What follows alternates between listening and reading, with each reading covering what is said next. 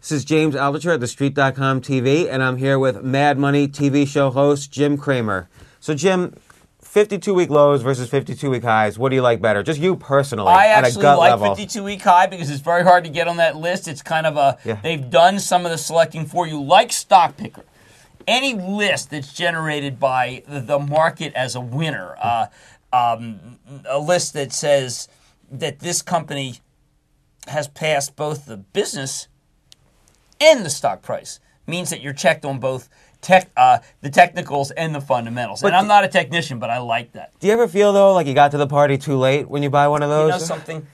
Leon Cooperman, when I was at Goldman Sachs, often said to me that his best formula for winning was to take stocks that are down 8 to 10% in a sell-off off the 52-week high. That was his shopping list. Now, I don't know if Lee still does that. This was when he was running the research department. But it stuck in my head, and I've been using it very successfully for 25 years. Well, let's look at the other end of the spectrum. Let's look at what's on the 52-week low list, because I'm curious if we could bottom fish any of those guys. And some of these, we have to figure out whether they're fads. Are they damaged stocks or damaged companies? That's the key issue here. Well, one that I want to look at is something that I started thinking about it after your book, Mad Money. You have a technique for buying regional banks. You like to buy regional banks that are growing but trade for less than 2 times book. Right. On the 52-week low list from Friday was Alabama National Bank. Yeah, I immediately went, this has a book value of about 40 and change. It was hurt by the CEO being incredible, like M&T Bank, hurt by the CEO being incredibly downbeat about their business, and that created a decline. As, by the way, Key Bank is another one where the CEO created, well, look, the businesses aren't that good, but Alabama National, I would never have seen if it weren't on the 52-week low list.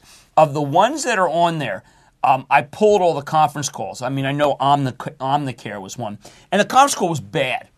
Now, the conference call was for Alabama, and that was bad, but those trade on book.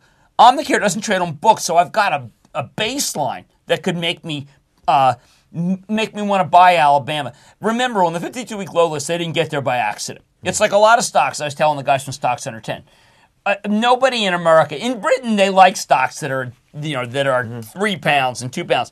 In our country, it's a badge of dishonor. They didn't get there because they're doing well. Same thing, obviously, with the new low list. But with Alabama National Bank, where the CEO basically talked it down, like they were doing a nice job on earnings, and he kept talking the stock down. And that's why if I were SunTrust and I was challenged for earnings, I'd just go buy them, which is why I'm so intrigued by it, and it makes a very good spec. What about some of these airlines? J.P. Morgan downgraded the airlines, so you have Southwest on the 52-week low list. Well, Alaska these are Air. consumer spend plays and fuel plays. Fuel's going up. Consumer spending seems to be momentarily. I don't want to be in the Doug Cass camp. A lot of people like to look at consumer spending and think that it has a definitive trajectory. It doesn't. It ebbs and flows. We could be in an ebb moment for consumer spend, but because the airlines are such trading vehicles, you would normally take profits in them. Could, though, a Delta coming out of a bankruptcy be an acquirer of an LUV or an ALK? Well, a lot of times when they come out of bankruptcy, I like to wait. I like to see them seasoned. Too difficult to see what they're really worth.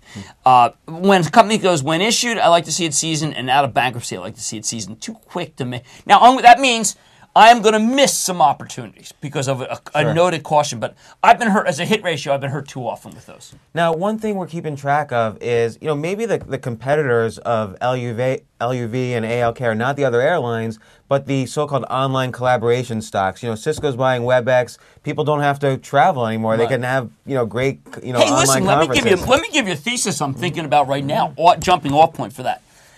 I think that we are not making enough of Amazon and making too much of the woes of the stores.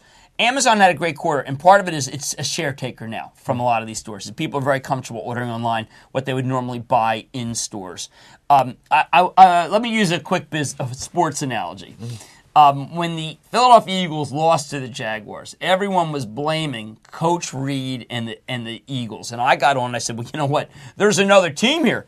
And it's the Jags, and they beat us.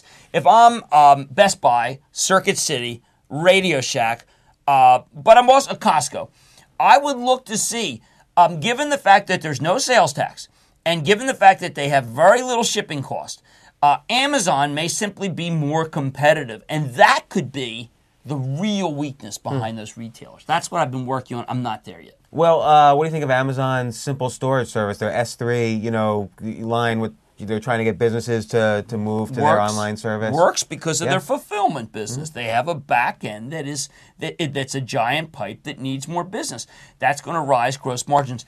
Look, the truth is Amazon was so heavily shorted it went up a lot. No one got in it.